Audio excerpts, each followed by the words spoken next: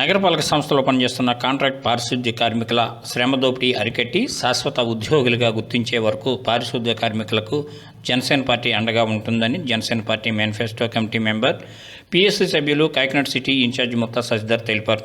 AP municipal workers union, స్వతంత్ర సంఘాలు, JAC ఆధ్వర్యంలో నిర్వహిస్తున్న పారిశుద్ధ్య కార్మికుల సమ్మె 3వ రోజు చేరుకుంది. కార్మికులు చేస్తున్న ఈ ఆందోళనకు జనసేన పార్టీ నాయకుడు ముత్తా శశిధర్ సంఘీభావం తెలిపారు.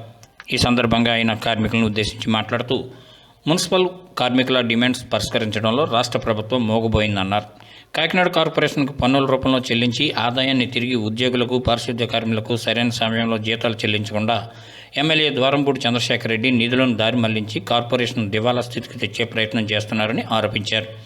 పారిశుద్ధ్య కార్మికుల సమస్యల పరిష్కారం అయ్యే విధంగా జనసేన అధినేత పవన్ కళ్యాణ్ దృష్టికి తీసుకెళ్తానని హామీ ఇచ్చారు.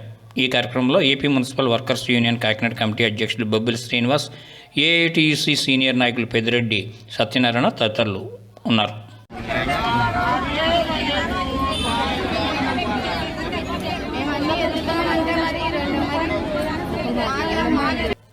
పారిశుద్ధ కార్మికుల యొక్క ధర్నాకి జనసేన పార్టీ మద్దతు ప్రకటించడానికి వచ్చాం.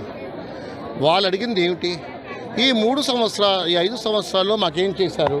ఈ తల్లే చెప్తుంది. నడుచుకుంటూ పాదయాత్రలో పర్మనెంట్ చేస్తానని చెప్పారట, జీతాలు పెంచుతారని చేశారట. ఏం చేశారు తల్లి? ఎంత పెంచారు? 3,000 పెంచారట. ఆయన పెన్షన్ 3,000 పెంచడానికి 5 ఏళ్ళు పట్టింది. మీకు ఆ 3,000 చేసి సరిపోయింది అంటున్నాడు. ఆయనకి ఆ 3,000 తప్ప ఇంకేం గుర్తు రావట్లేదని డౌట్ వస్తుంది. వీళ్ళందరినీ కాకినాడలో 1,200 మంది ఉన్నారు. దాంట్లో 1000 మంది కాంట్రాక్ట్లో ఉన్నారు. వాళ్ళందరూ కూడా మున్సిపాలిటీలో కాంట్రాక్ట్ని తీసుకొచ్చి ప్రైవేట్ కంపెనీ కాంట్రాక్ట్ కింద మార్చేశారు. వీళ్ళు సంబంధం లేకుండా, వీళ్ళ యొక్క పర్మిషన్ లేకుండా కాంట్రాక్ట్ లేబర్ కింద మార్చారు. ఒక సంస్థ నుంచి ఇంకో సంస్థ మారినప్పుడు వాళ్ళ యొక్క ప్రమేయం లేకుండా జరుగుతుందా? చేశారు. ఇవన్నీ ఒక పక్కన పెడితే మొన్న రాష్ట్ర ముఖ్యమంత్రి ఒక బహిరంగ సభలో మాట్లాడారు. కాకినాడ ఎమ్మెల్యే ఒక పత్రికా విలేకరుల సమావేశంలో మాట్లాడారు. నాకు ఇవన్నీ చూస్తుంటే నవ్వు వస్తుంది. ఈ 5 ఏళ్ళలో మీరు చేసిన ప్రారంభోత్సవాలకి మా అభినందనలు. కానీ పూర్తి కాని శంకుస్థాపనలు ఎందుకు ఆగిపోయాయి? ఎందుకు అడుగుతున్నా?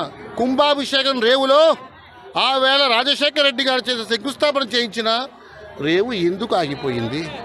భూ కబ్జా కోసమా? కాకినాడ సీపోర్ట్స్ వాళ్ళ కోసమా?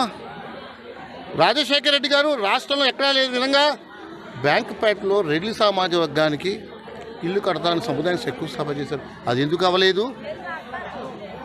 పూర్తి కాని విషయాలు ఒక ప్రతిపక్ష పార్టీగా మేము ప్రశ్నిస్తాము.